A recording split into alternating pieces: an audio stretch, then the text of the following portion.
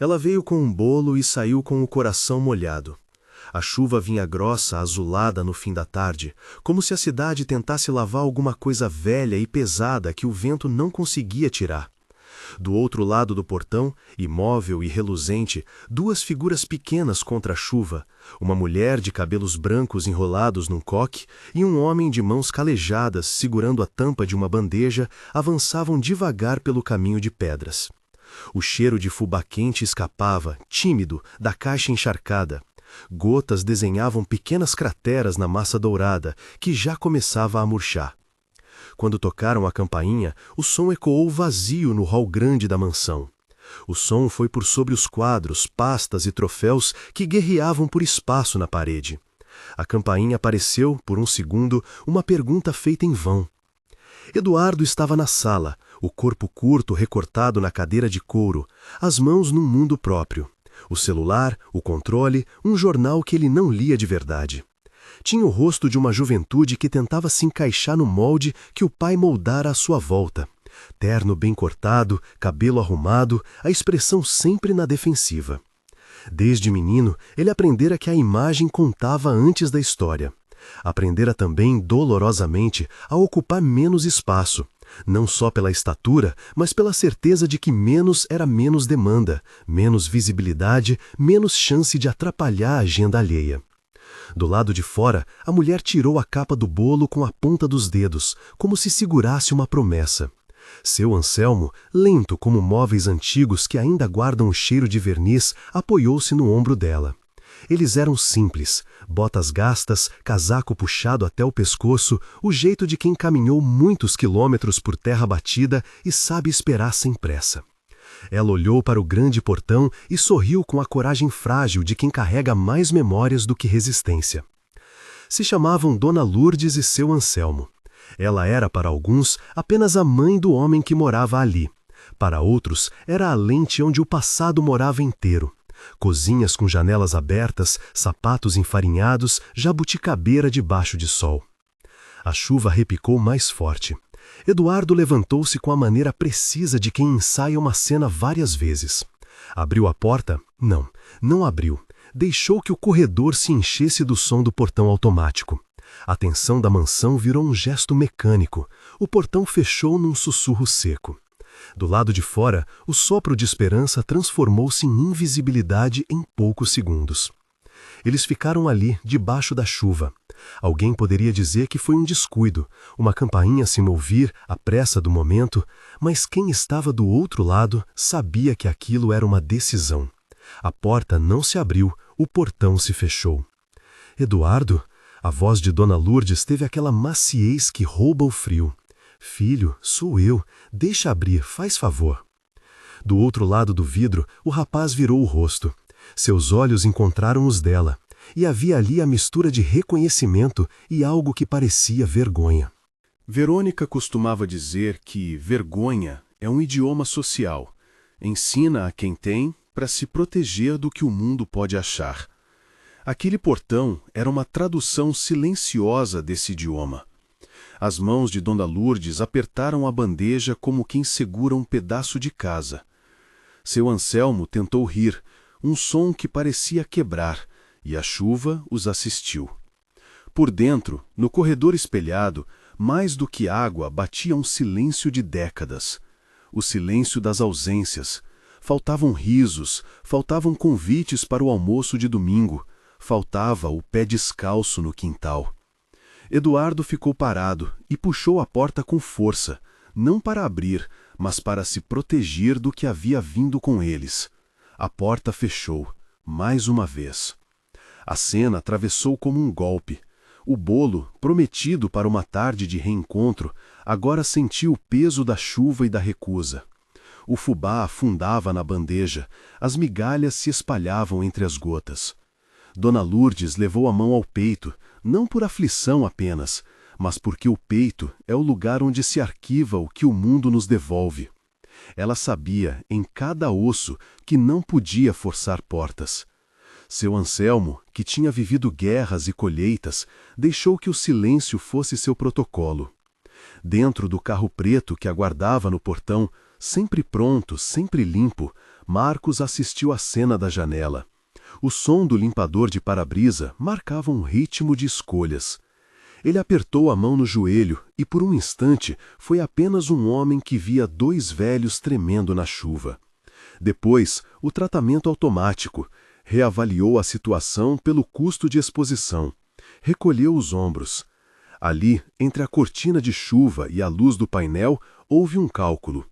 A imagem do filho, a agenda, a visita importante que esperava. O carro deu ré, lento, e foi embora. Naquele terceiro instante, tudo se deslocou. A rejeição não era só pessoal, era a matriz de uma construção social onde a beleza das fotos valia mais que o calor de um prato. A porta não foi apenas uma barreira física, foi a tradução de anos em que o afeto foi trocado por compromisso, por medalhas, por reuniões que sempre vinham primeiro. O bolinho molhado, agora embrulhado em papel toalha, parecia um contrato rasgado. O narrador poderia ter escolhido uma palavra dura, crueldade, vergonha, mas preferiu ver como soma de escolhas pequenas. Cada porta fechada fora um tijolo na parede que se erguia ao redor de uma família. E as portas, afinal, têm um poder improvável. A de abrir e a de fechar decidem sobre pequenas tragédias que ninguém assina no papel. Depois daquele dia, a notícia não se espalhou em manchetes. Ficou pequena, doméstica, mas fingiu-se de grande aos ouvidos dos que eram tocados pela memória. A empregada da antiga casa de Dona Lourdes contou para a vizinha, e a vizinha contou para o padeiro. A cidade tem esse jeito de fazer rumores com o que quer bem, transforma um episódio em lição, uma lição em opinião. Naquela noite, Marcos dormiu pouco. Os ponteiros do relógio pareciam carregar uma culpa que ele não soube nomear. Ele se lembrava de molhos e de material, de contratos e das noites em hotéis, e também de quando a mãe lhe trazera uma vez um pedaço de bolo depois de uma noite de trabalho. Era tão distante que cheirava a outro corpo, o menino que fora acolhido entre cobertores de toalhas limpas, que recebeu conselhos sobre economia e paciência. A imagem da mãe, sozinha na chuva, perscrutou-lhe as orras. No escritório, as fotos ficaram intactas. Havia ali imagens de prêmios, de cortes de fita, de sorrisos ensaiados. Nenhum quadro guardava a noite em que a mãe, molhada, vira a barra do tapete sendo puxada. Às vezes, o que a riqueza não afasta é a possibilidade do remorso. E o remorso, como planta em terra batida, precisa de um gesto para nascer. No dia seguinte, o clima era de expectativa arranhada. Eduardo fingia não ver, fingia não ouvir. A cada passo, sentia que o peso da estatura era menor que o peso da herança emocional que carregava, o exemplo do pai. Não era só o fato de ser alguém que ocupava menos espaço físico, era a sensação constante de ser um inconveniente político.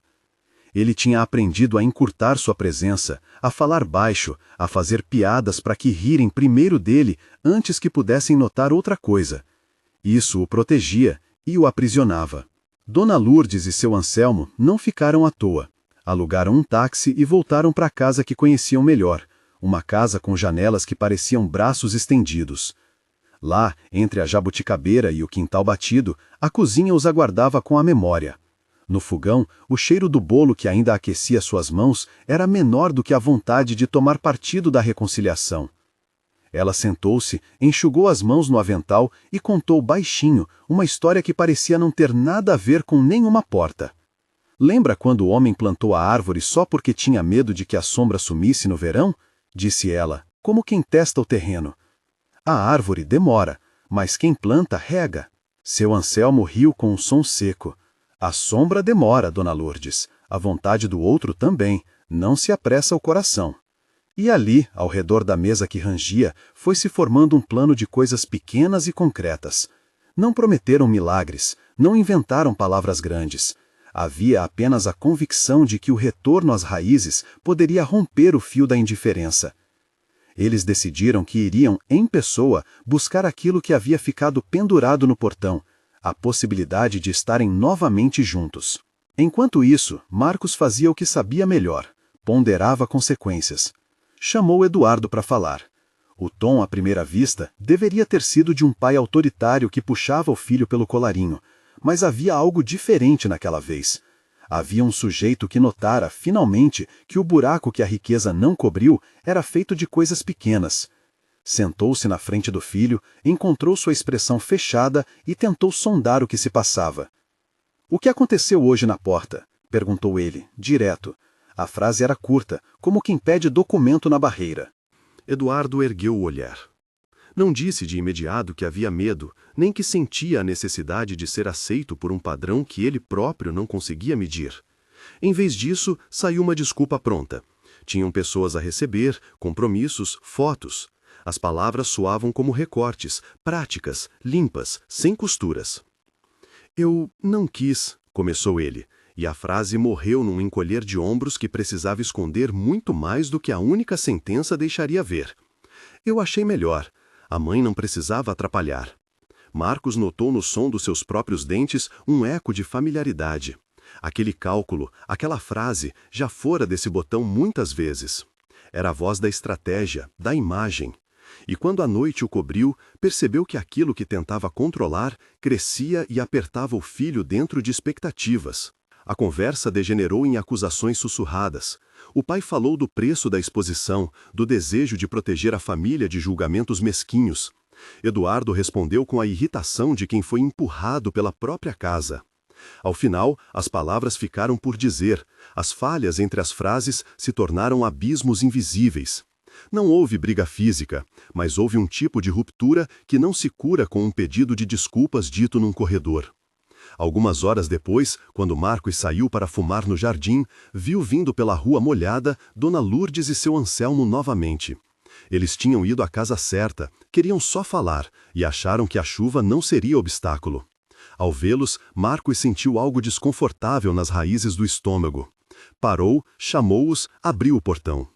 "Mãe", disse ele, e a palavra foi ao mesmo tempo ponte e lamento. Ela sorriu como quem reconhece a distância e decide ignorá-la. "Marcos", respondeu, e não usou título ou explicações. No rosto de Dona Lourdes havia marcas, claro, mas não amargura.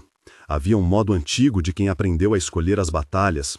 Havia o calor e havia o que importava. Ela falou pouco. Ofereceu o bolo, contou da chuva que a perseguira na estrada. Contou também de uma história de plantio, quando plantara uma jabuticaba miúda e insistira por anos até que a árvore deu fruto. Como, depois, as pequenas mãos de crianças de quase todas as idades haviam subido naquela árvore para pescar o doce. Era uma história de repetição e paciência. Marcos, que era homem de números, sentiu que ali surgia algo imensurável. A mãe do milionário não pedia nada que tocasse contas. Pedia uma presença, um tempo que não se compra em cotas nem se agenda em reuniões. Ele ouviu, talvez pela primeira vez, o que significava ser o guardião de algo que não era patrimônio, era a herança emocional. "Eu devia ter vindo mais", disse ele. Causou um silêncio bom. "Eu sei, mas sabe como é? Sempre achamos que o tempo vai nos esperar." Havia naquele "sabe como é" a confissão de uma ausência sem justificativas. Dona Lourdes não pediu mais explicações. Ela puxou o braço dele e, com a firmeza das mães, comentou: "Então traz eles para ver a jabuticaba. Mostra para o menino que as coisas crescem se a gente cuida, e não com vergonha, com jeitinho." Marcos tentou um sorriso que não pegou no rosto. A palavra menino pingou como se falasse de Eduardo, embora ninguém tivesse dito o nome. De repente, o princípio de um plano se fez pequeno e certo. Voltar, com todo mundo, a Valinhos. Não para um evento de aparência, mas para um trabalho de presença que, se começasse, poderia alterar a paisagem do que havia se tornado irreversível. Ele sentiu que precisava ver o filho entre cercas que não pedissem postura, que pedissem apenas mãos no barro. E assim se decidiu, sem festa, sem anúncio, que no sábado partiriam. Havia na decisão um pouco de urgência, como quem tenta reparar telhas com chuva prevista. Havia também medo, porque reconhecer um erro muitas vezes significa abrir de vez uma caixa de lembranças. Mas, para Dona Lourdes, o movimento para Valinhos era natural, era o que se fazia quando o coração precisava de reencontro. Antes de partir, houve pequenas cenas que carregavam o peso do que estava por vir. Verônica apareceu, impecável, com uma bolsa que combinava com o salto.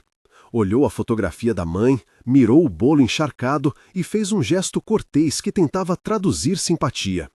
Ela dizia que entendia, que respeitava as tradições e propunha uma solução de logística. Levariam o bolo no carro, haveria toalhas secas, um fotógrafo para registrar. Era o velho mecanismo social transformando afeto em operação. Eduardo ouviu e algo nele apertou. Não era oposição ao conforto, era rebeldia contra a aparência que costumava engolir o que era genuíno. A questão não era o fotógrafo ou as toalhas, era a sensação de que tudo que tocava o coração devia ser polido para se mostrar aceitável. Ele decidiu algo pequeno e ousado. Não usaria roupas de cerimônia na viagem. Vestiria uma camisa simples e levaria botas de trabalho. Não faria discurso. A ideia era que as ações falassem no lugar das palavras preparadas. Na sexta, ao fechar malas, a casa respirou um ar antigo. A jabuticabeira em miniatura que Dona Lourdes sempre levava como muda foi encaixada no porta-malas com cuidado quase cerimonial. Havia também o velho regador, um avental e, por que não, a receita do bolo com anotações nas margens. Eram objetos, mas tinham o peso de promessas silenciosas. A estrada para Valinhos, quando partiram no sábado cedo, foi uma fita molhada que refletia nuvens. O carro vermelho cortava o tempo, e cada quilômetro parecia representar uma conversão, do orgulho para a humildade, da programação para a improvisação. Eles conversaram às vezes, em vozes baixas, às vezes apenas observaram. Havia no ar a sensação de que, ao voltar para a terra, as coisas poderiam virar de lado. No banco traseiro, Eduardo olhava pela janela. O reflexo do vidro duplicava seu rosto, de uma maneira que o fazia pensar em dois mundos: o mundo da mansão e o do quintal, o mundo das fotos gastas e o do bolo com migalhas. De vez em quando, Dona Lourdes lhe tocava a mão, um gesto simples que não pedia palavras, apenas companhia. Ele sentiu o calor e considerou: talvez o abraço que mudaria tudo não precisava de plateia. Talvez fosse só um gesto ciente, um ato que poderia calar anos de equívocos. No caminho, a paisagem mudava de cimento para verde. O som do motor baixava e o cheiro da cidade soltava-se como uma tira. Cruzaram um posto de gasolina onde o dono sorriu com conhecimento de causa. Pararam para um café e compraram pão fresco. Havia um bolinho que durou como prelúdio do encontro que estava por vir. Ao chegarem em Valinhos, a chuva havia dado trégua. O quintal da velha casa rejoía com pequenos sinais de vida. A jabuticadeira, ainda jovem, mostrava folhas novas. A terra cheirava a promessa. Vizinhas curiosas acenaram das sacadas. Há gestos no campo que significam mais do que em qualquer outro lugar. O sorriso de quem reconhece uma família que retorna.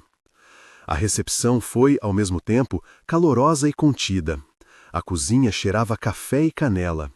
Dona Lourdes puxou uma cadeira para Eduardo sem pompa, apenas o lugar que sempre existira. Havia naquele gesto a afirmação de que nenhum desconforto físico poderia desfazer o direito de ser amado. Seu Anselmo fez uma observação leve que quebrou o constrangimento como quem abre uma janela. Fez referência a quando o menino ainda subira no telhado a buscar frutas, pequeno e valente. Havia vizinhos que contavam histórias de quando Marcos era menino, dos domingos com a família inteira espremida na mesa, das discussões bobas sobre futebol, das longas tardes em que a jabuticaba era o prêmio inesperado. As memórias chocalhavam como um espelho de tempos em que as coisas eram simples, e a simplicidade ali era um testemunho. Ainda assim, havia uma tensão subterrânea. Como desfazer o gesto do portão numa alma acostumada ao cálculo? Como apagar a cena da chuva sem fabricar outra imagem de culpa? Era óbvio que as coisas não se resolveriam com a primeira comida, nem com a primeira noite. Reconciliação é um trabalho, e trabalho é a execução de muitos atos pequenos. Naquele sábado à tarde, ao redor da mesa, houve silêncio e conversas. A comida, colocada com cuidado, tinha sabor de verdade. O bolo de Dona Lourdes, ainda restaurado em partes, foi servido com cuidado. Havia toalhas limpas, xícaras e a sensação de que pela primeira vez em longo tempo o trabalho de servir fazia sentido. Eduardo ajudou a passar o prato. Na simplicidade de pôr comida na mesa, aprendeu a escutar o barulho das talheres. Seu gesto foi discreto, mas para quem observava com atenção, era como ver uma cortina se abrir. Antes do anoitecer, quando o sol já amaciava o dia com um tom de ouro velho, Dona Lourdes chamou Eduardo para uma caminhada rápida até a jabuticabeira. Ela segurou nas suas mãos, olhou para o rosto encurvado em pensamentos e disse com a doçura que só as mães sabem negociar: "Sabe, meu filho, às vezes a gente acha que fazer grande é mostrar muito, mas há coisas que só cabem se a gente fizer devagar. Você não é menos por ser pequeno, você é inteiro, e inteiro é suficiente." Aquelas palavras não foram carinhosas apenas, foram um reconhecimento que alguém que ocupava mais espaço físico do que afetivo precisava ouvir. Eduardo sentiu as palavras atravessarem uma camada de vergonha que ele nem sabia ter. Havia ali a possibilidade de reparar, de receber algo que nunca fora esperado. O mundo, por um segundo, permitiu que a ternura se impusesse à lógica de mercado que havia regido sua vida. Eles voltaram para casa com passos leves. No ar havia o começo de outra coisa. Promessas que não eram grandiosas, mas práticas. Promessas de visitas semanais.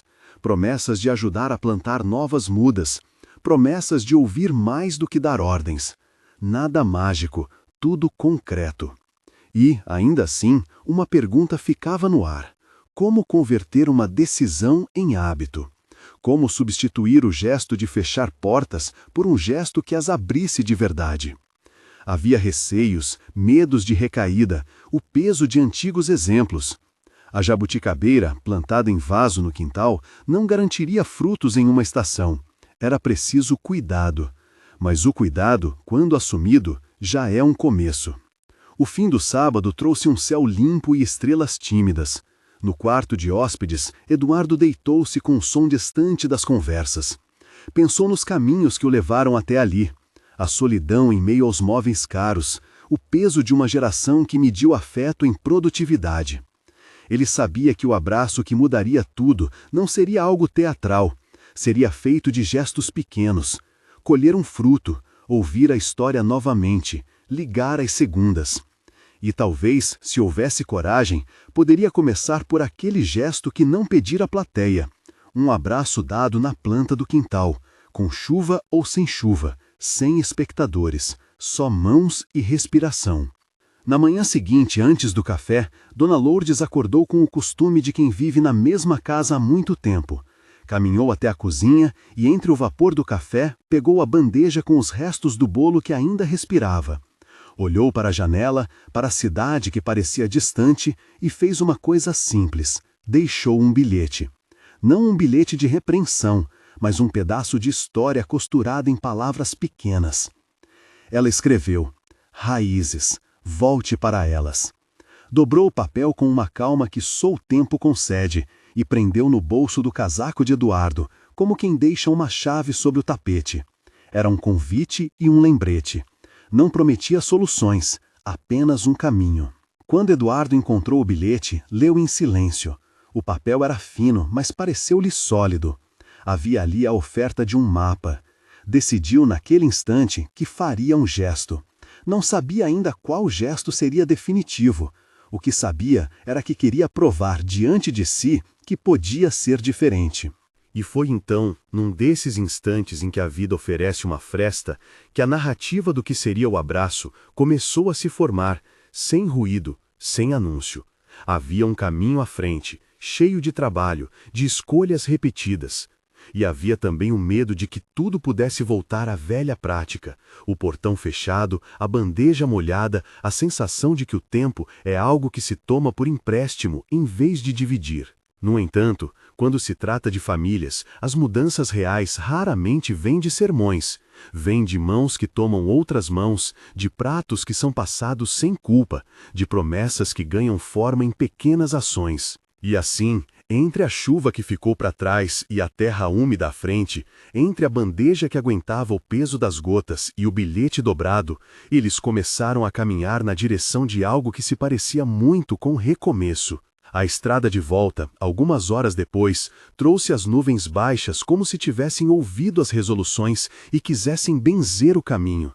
Eles voltaram para a cidade com caixas de jabuticabas na mão, promessas no bolso e uma sensação que não cabia em fotos, a de que talvez, se seguissem fiéis aos pequenos atos, seria possível evitar a tragédia que, por ora, era apenas uma possibilidade de ruptura. A tragédia que rondava não era um ato de violência visceral, era a perda das memórias, o corte do fio que nos conecta aos que nos formaram. E, contudo, havia algo no horizonte que ainda não fora dito, algo que exigia coragem, o abraço. Não um abraço qualquer, mas aquele abraço capaz de dissolver a rigidez, de desarmar a vergonha e de dizer sem muitas palavras: estou aqui, vamos, juntos cuidar disso. A questão que pairava era simples e devastadora. Quem faria o primeiro movimento? Seria o filho, disposto a contrariar o pai? Seria o pai, disposto a contrariar a própria vaidade? Seria a mãe, que sempre soubera o valor das mãos estendidas? Ou seria ainda um outro gesto, uma pessoa inesperada que mostrasse a febre de ternura que uma família precisava? A resposta não vinha fácil, e foi nesse ponto, com a casa ao fundo, os carros engatados e as malas ainda por desfazer, que o ar se encheu de expectativa. O relato não chegava a uma conclusão, pendia como uma corda antes de ser puxada. Havia promessas de atos concretos, mas o passo mais decisivo, o do abraço, ainda aguardava uma coragem que nem todos julgavam ter. Havia uma expectativa leve no ar, como o borbulhar antes da fervura. A casa parecia segurar a respiração, a mala da viagem ainda aberta, o cheio de café remanescente nas xícaras, a bandeja pequena da receita de Dona Lourdes no canto da cozinha. Ninguém sabia ainda quem daria o passo decisivo, nem se haveria de ser um gesto grandioso ou um movimento tão simples que caberia na palma da mão. Se esta história mexe com você, escreve a palavra raízes nos comentários. É um jeito de dizer que também acredita que o que salva são gestos pequenos repetidos.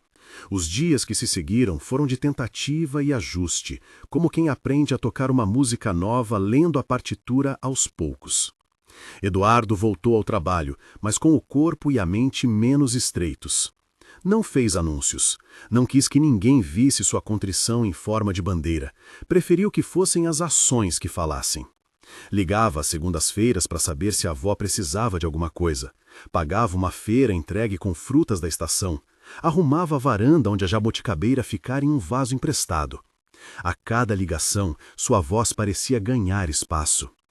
Marcos, por sua vez, experimentava uma consciência que tinha o tom de algo entre remorso e descoberta. Costumava medir tempo em resultados, relatórios, reuniões, lucros, e agora se via, desconcertado, medindo em presenças. Quantas segundas havia passado sem ouvir a voz da mãe? Quantos domingos havia trocado pelo brilho de um contrato? Sentia-se velho de repente, não em anos, mas em desperdício. Procurava então, na agenda lotada, frestas para encaixar um almoço, uma visita. Nem sempre conseguia, nem sempre sabia como ser simples. Havia, porém, um esforço que vinha de dentro, e isso o tornava menos temido para quem observava.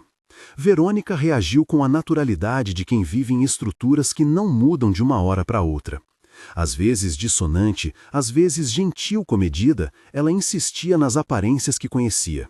Havia uma tensão entre ela e Dona Lourdes que não precisava ser dita. Modos diferentes de ser mãe, diferentes maneiras de entender carinho.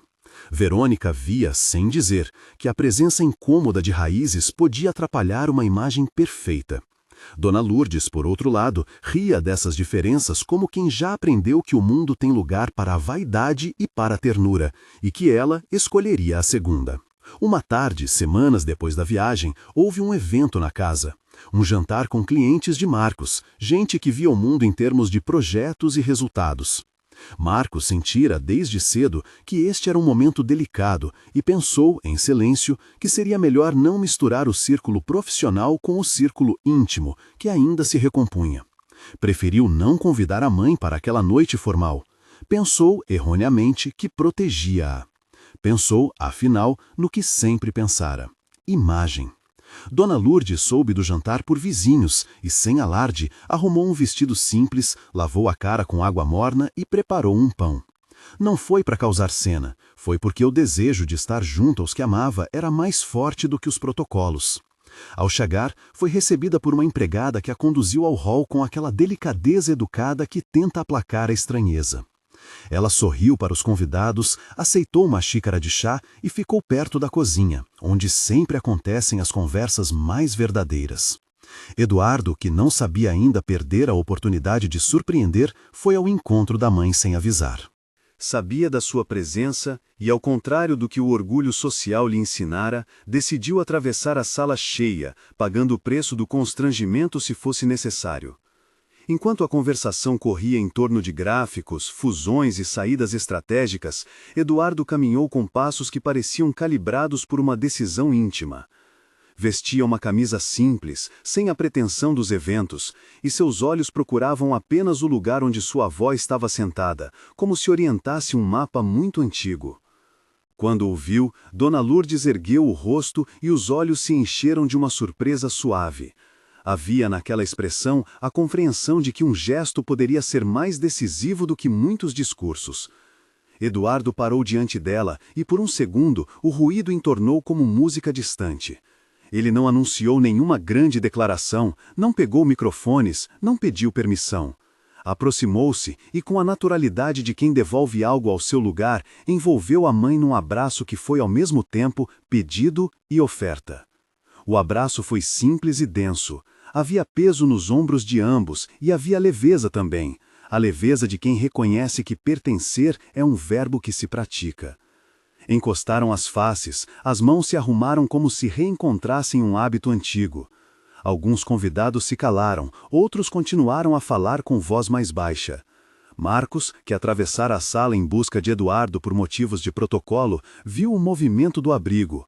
A mão do filho no ombro da mãe, a cabeça encostada, a respiração que se acomodava. Por um instante, o mundo dos contratos e dos resultados ficou menor do que o ato de dois corpos se encontrarem. Ali estava o ponto que pode mudar o destino de um fio, ou a ordem que se mantinha, ou a brecha que se abre. Alguns olhos julgaram, outros, talvez os mesmos olhos que um dia mediram os frutos de um patrimônio, perceberam que a cena não tinha nada de espetáculo. Era apenas um homem e sua mãe, fazendo o que as famílias nem sempre conseguem fazer em público, cuidar um do outro sem cerimônia. Quando Eduardo se afastou, não havia multidão de aplausos, nem tampouco um boato de reprovação. Havia um silêncio diferente, aquele que vem quando algo essencial é lembrado. Marcos aproximou-se com passos incertos. A primeira palavra saiu como um fio. Por quê? Ele quis perguntar acusando, queria encontrar a fratura e fechar a ferida com explicações, mas as coisas que importam não se curam com porquês. Dona Lourdes sorriu e, sem reprovação, respondeu: porque a casa é feita de quem entra nela de verdade. O tom era simples, o gesto contundente. Marcos sentiu então a responsabilidade não somente de prover, mas de pertencer. Não foi uma iluminação repentina, nem um sermão moral que o atingiu.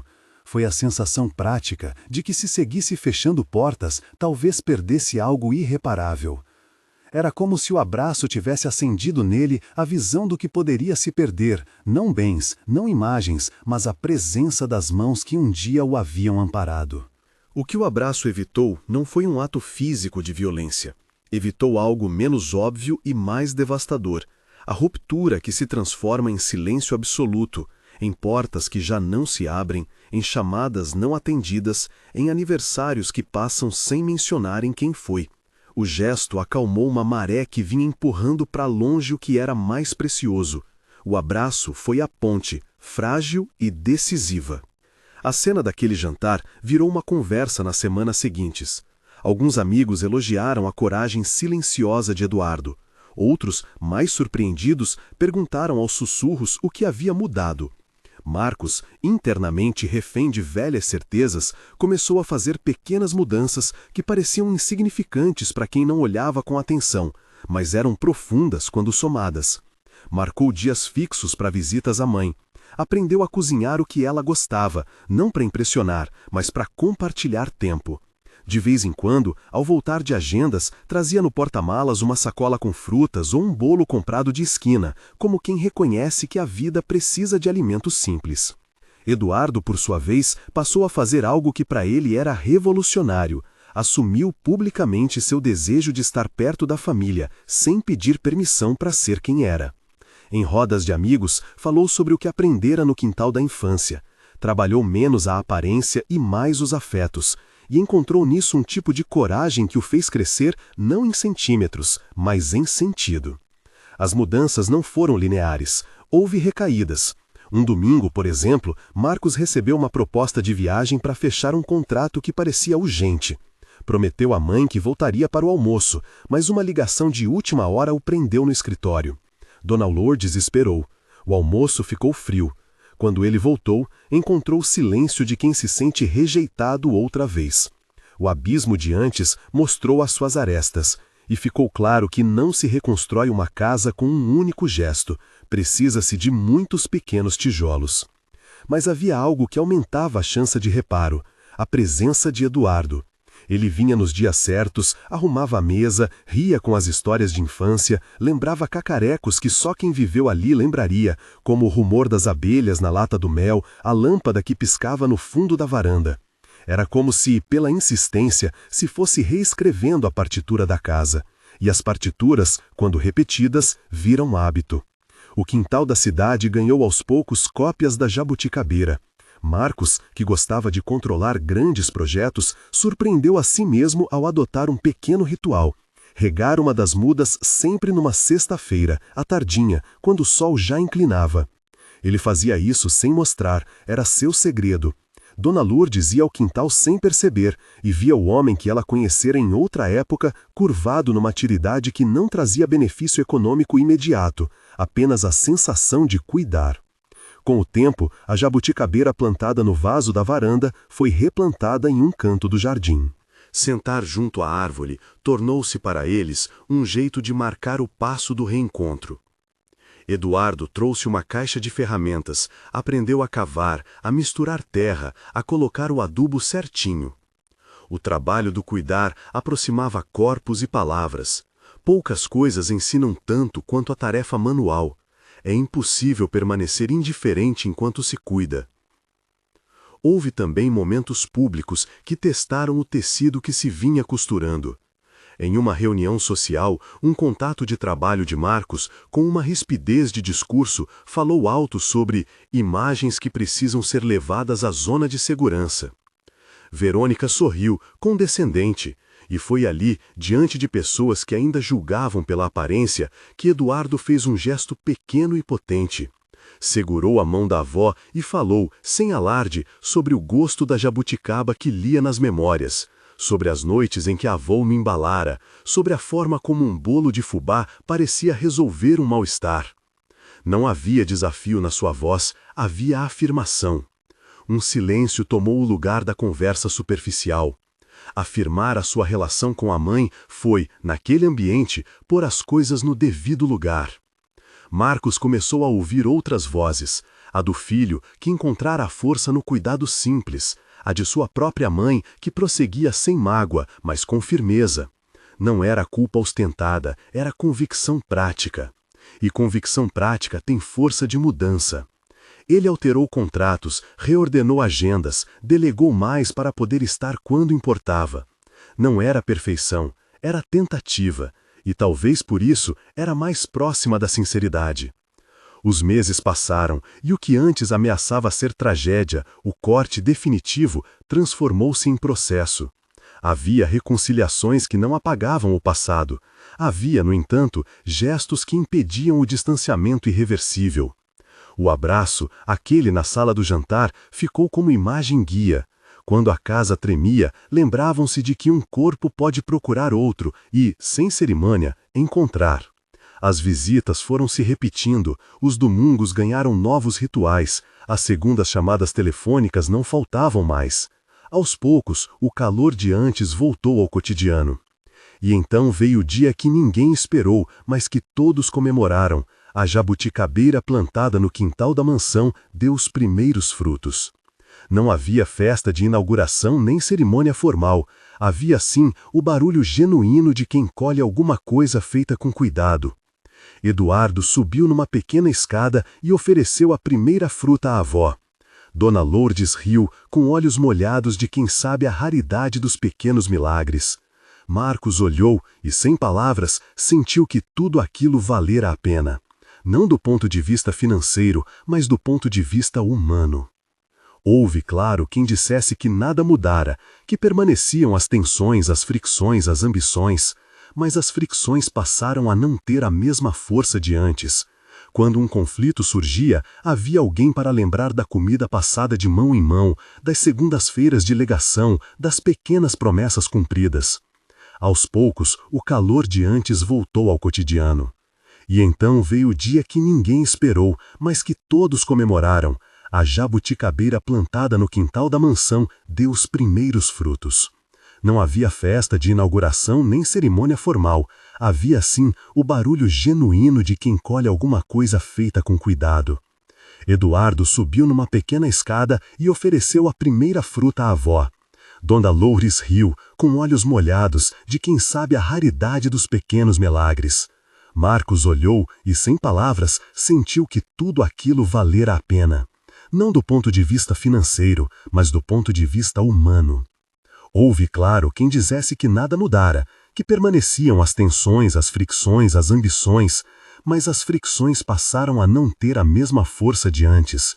Quando um conflito surgia, havia alguém para lembrar da comida passada de mão em mão, das segundas-feiras de ligação, das pequenas promessas cumpridas. Era como ter um estoque de ternura para usar em emergências. Quando tudo parecia que voltaria ao velho molde, alguém lembrava. Lembra quando o Eduardo abraçou a vovó na sala? E então o molde quebrava. A namorada de Eduardo, Lara, figura discreta e sábia, tornou-se presença que amplificava o processo. Ela ajudava no cuidado com as plantas, ria das histórias antigas, trazia bolos simples e conversas longas. Não julgava, reforçava. Havia por vezes um comentário de sensibilizada de Verônica, que ainda tentava enquadrar afetos em formatos elegantes. Mas o peso da rotina e do afeto foi diluindo resistências. Os vizinhos, que antes cochichavam sobre o episódio do portão, agora contavam a história do retorno com um orgulho quase maternal. A cidade pequena tem essa habilidade de transformar pequenos atos em lições. E uma lição que se repete com doçura contagia o entorno. Pessoas que haviam passado por situações parecidas buscaram o conselho de Dona Lourdes.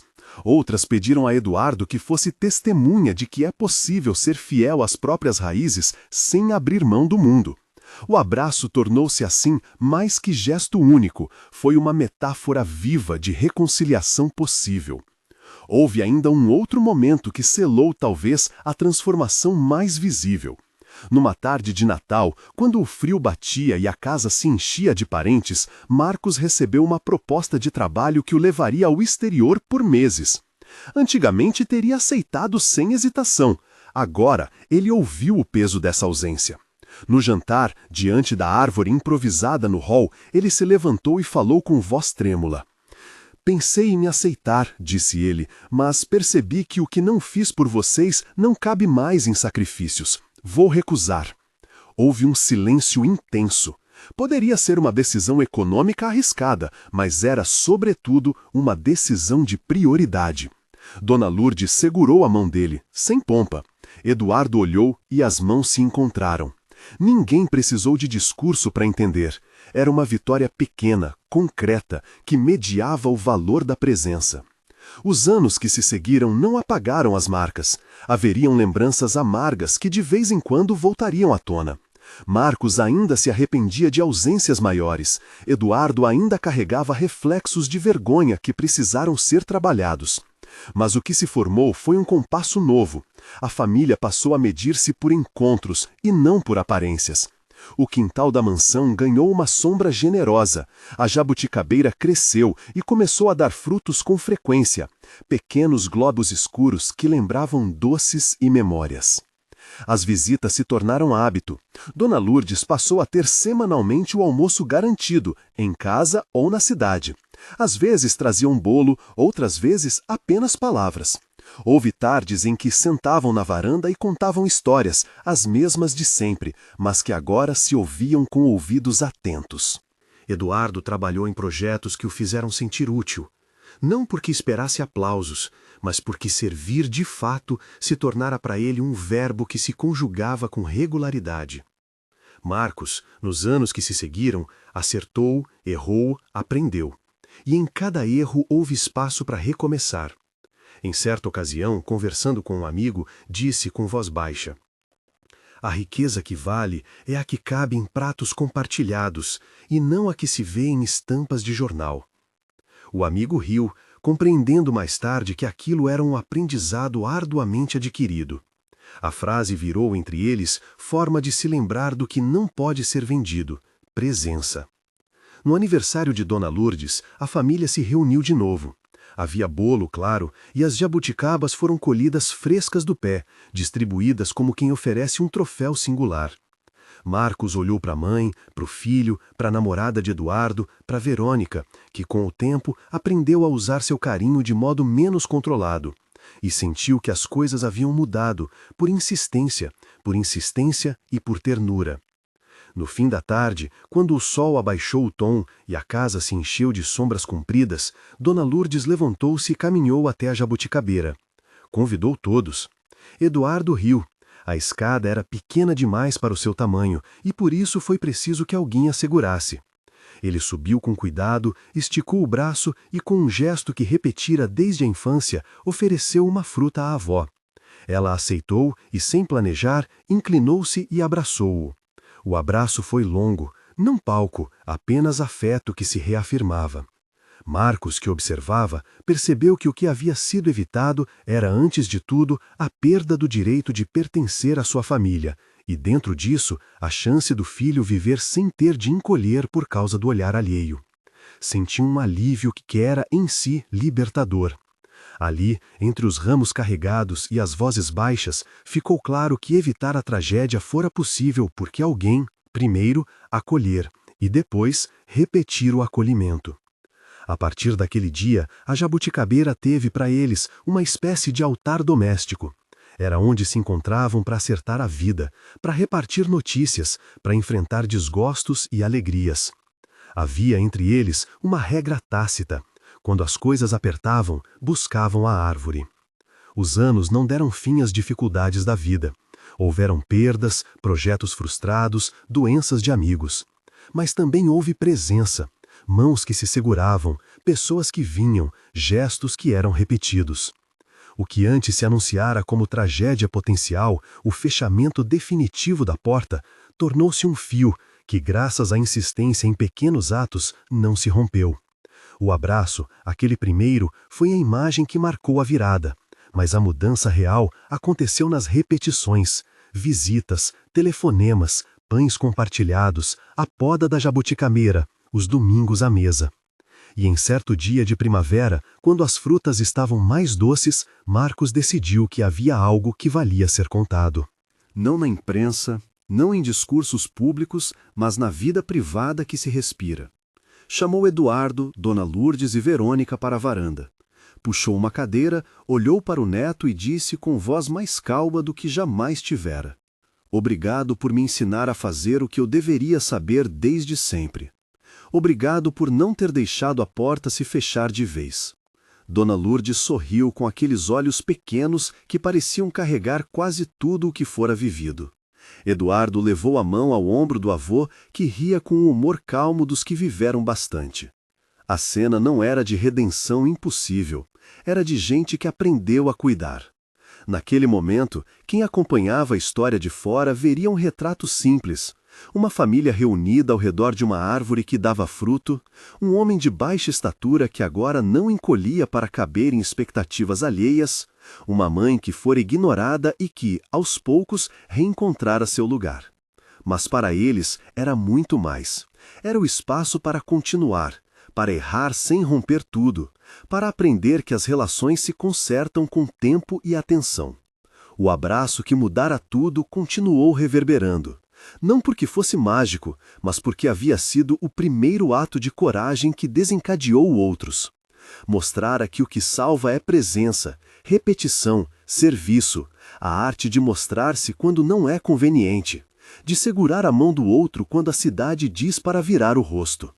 A tragédia que se evitou não foi um evento dramático, foi a erosão lenta e definitiva das memórias. O abraço interrompeu essa erosão e deu começo a um trabalho que se fez cotidiano. Quando, anos depois, uma garotinha, neta nova da casa, subiu na jabuticabeira e colheu uma fruta, sorriu e correu para a mesa onde todos estavam.